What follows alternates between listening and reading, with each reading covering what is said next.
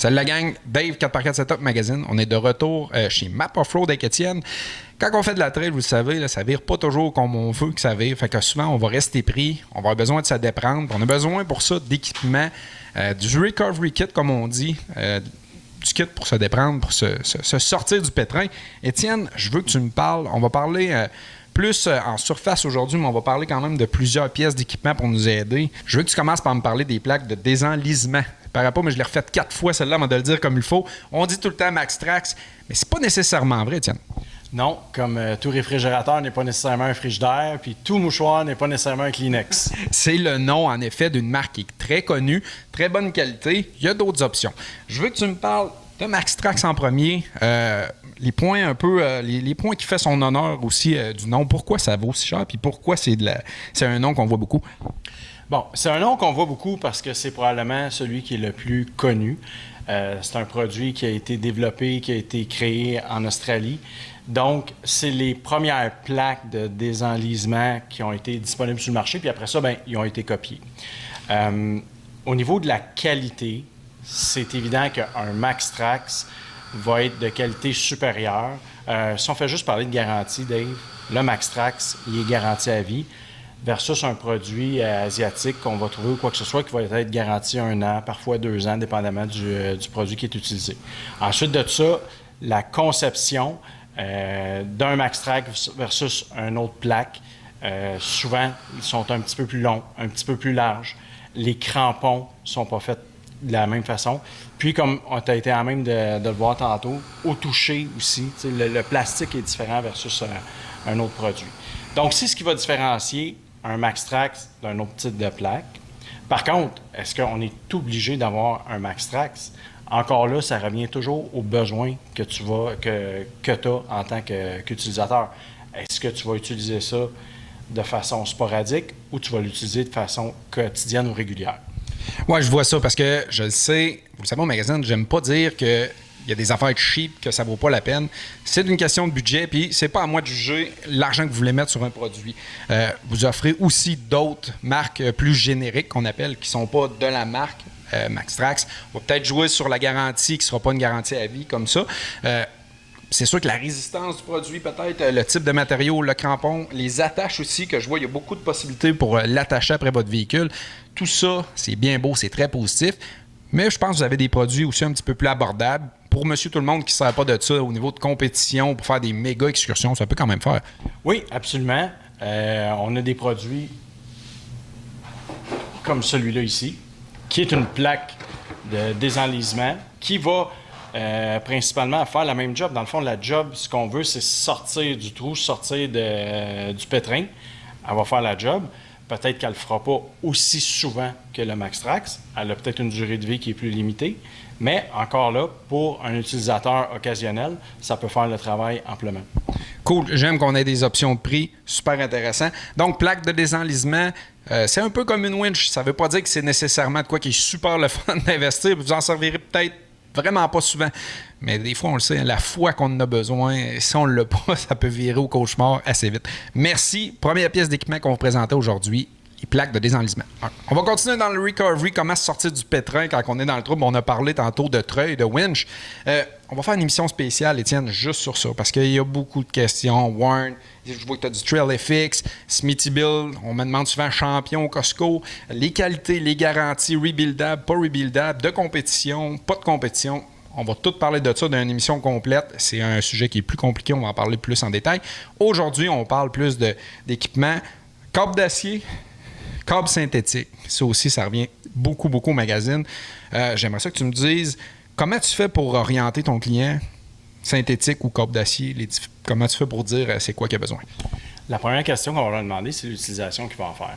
Donc, si c'est quelqu'un, exemple, qui va faire beaucoup de ce qu'on appelle rock crawling, le câble synthétique va peut-être être, lorsqu'il va être accroché, va peut-être avoir plus tendance à s'effriter qu'un câble d'acier.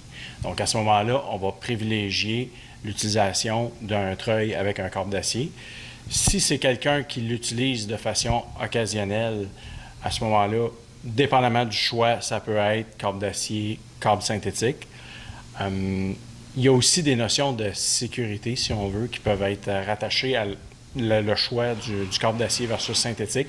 Un câble synthétique a plus d'inertie dedans. Donc, à ce moment-là, s'il se défait, s'il se brise ou quoi que ce soit, il y a peut-être moins tendance à avoir un effet de whiplash, de slingshot, si on veut, versus un câble d'acier.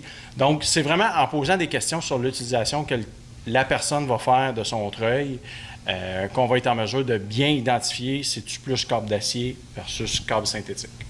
On parle souvent de bris, mais pour éviter ça, ou en tout cas pour essayer de mitiger un peu les chances de bris, on parle d'entretien. Câble synthétique, peut-être un petit peu plus d'entretien, une eau savonneuse, il faut le tenir comme il faut le nettoyer notre câble, peut-être le protéger aussi avec une bonne housse pour protéger notre winch. Câble d'acier, as-tu moyen d'entretenir ça aussi? Oui, câble d'acier, c'est un très bon point que tu apportes. Câble d'acier peut être entretenu en le huilant, en le graissant là, avec une huile pour éviter justement qu'il saisisse. Le câble synthétique, tu as apporté un excellent point.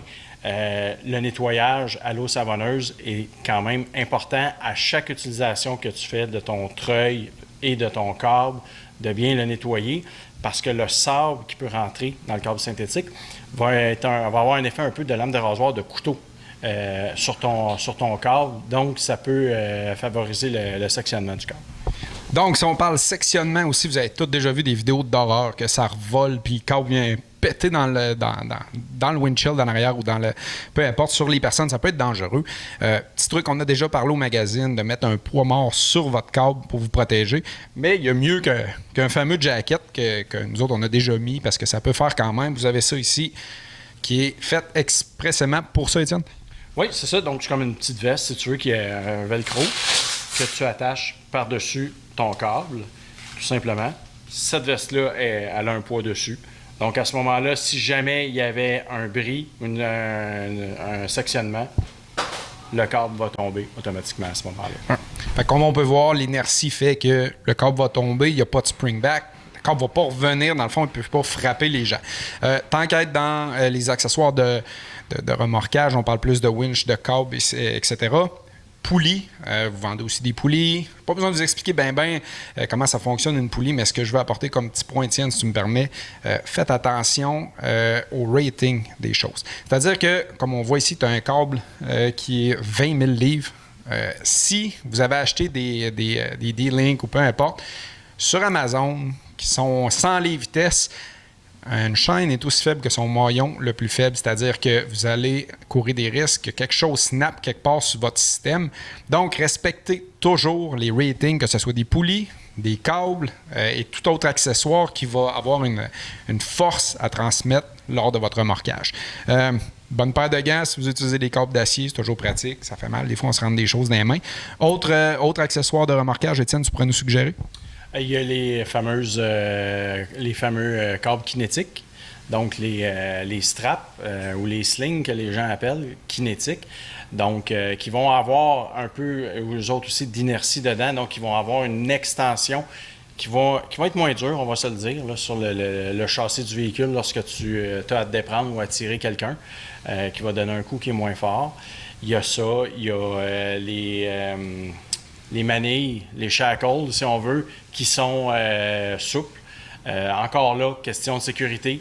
On a tous vu des vidéos d'un shackle qui est parti puis qui a revolé dans le pare-brise d'un véhicule ou quoi que ce soit en ayant une manille souple. On évite ce genre de problématique-là. Puis tant qu'être dans le monde de la sécurité un petit peu sur le remorquage, le câble cinétique, là, un des gros avantages, c'est fait pour snapper. Pas besoin d'y aller en sauvage, mais de donner un bon petit coup pour que justement l'inertie du câble, le côté un peu plus synthétique, l'élasticité du câble va venir vous redonner comme un deuxième punch à votre tir. Ce que vous ne faites pas avec une winch. On voit souvent ça. Les gens vont s'attacher avec la winch puis ils vont sacrer le gaz au fond puis snapper. Si vous allez péter du stock dans votre winch, c'est pas fait pour ça. Mais ces câbles-là sont faits pour ça. Donc, utilisez le bon équipement pour les bonnes raisons puis vous n'aurez jamais de problème. En finissant, quelques petits conseils sécurité vite fait. Extincteur, trousse de premier soin, ça devrait être dans tout véhicule, pas d'exception. Ça coûte pas cher la gang, puis c'est très pratique. Ensuite, fixez votre équipement. Faites pas juste garrocher vos D-Link, votre câble d'acier, votre chaîne, peu importe, dans le fond du truck, puis allez vous promener. Un impact, des fois, vous allez recevoir ça en arrière de la tête. Puis même si vous m'avez écouté, puis vous avez votre trousse de premier soin, ça peut faire du dommage. Tu penses-tu à d'autres choses comme équipement de base à traîner pour ça? Oui, un équipement qui est souvent oublié aussi, la fameuse trousse de déversement. Donc, si on est en panne ou quoi que ce soit, qu'il y a une fuite d'huile ou quoi que ce soit, d'avoir quelque chose pour pouvoir ramasser ses dégâts, c'est jamais mal vu. J'avoue, bon point. Ensuite, Étienne, prochaine chronique, Map Off-Road, on parle de quoi? On va y aller plus en détail au niveau des treuils. Donc, on va regarder les différents types de treuils, les différentes capacités. On va parler des différents types de moteurs qu'il y a dans les treuils. Et puis, voilà, on va faire le tour de la question. Et ça, c'est parfait, j'en ai des questions. On paye juste pour le nom. Y a-t-il une garantie? Pas de garantie. La mienne est moins chère. On règle ça. Prochaine émission, Map Off-Road. Vous avez, peu importe la question, Étienne va être là pour répondre. Un petit like, un petit partage, puis on est super content, la gang. Merci beaucoup. À la prochaine.